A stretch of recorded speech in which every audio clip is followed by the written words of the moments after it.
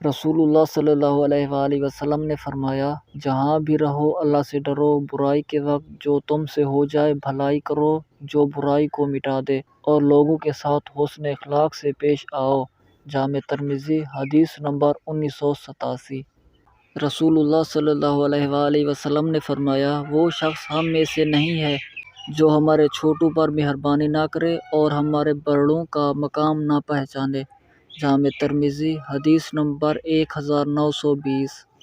رسول اللہ صلی اللہ علیہ وآلہ وسلم سے اس چیز کے بارے میں سوال کیا گیا جو لوگوں کو بکثرت جنت میں داخل کرے گی تو آپ صلی اللہ علیہ وآلہ وسلم نے فرمایا، اللہ کا ڈر اور اچھے اخلاق۔ پھر آپ صلی اللہ علیہ وآلہ وسلم سے اس چیز کے بارے میں سوال کیا گیا جو لوگوں کو بکثرت جہنم میں داخل کرے گی تو آپ صلی اللہ علیہ وآلہ وسلم نے فرمایا، منہ اور شرمگاہ۔ جامع ترمذی، حدیث نمبر 2004۔ رسول اللہ صلی اللہ علیہ وآلہ وسلم نے فرمایا، جس نے لوگوں کا شکریہ ادا نہ کیا اس نے اللہ کا شکریہ ادا نہیں کیا۔ جامع ترمذی، حدیث نمبر 1955۔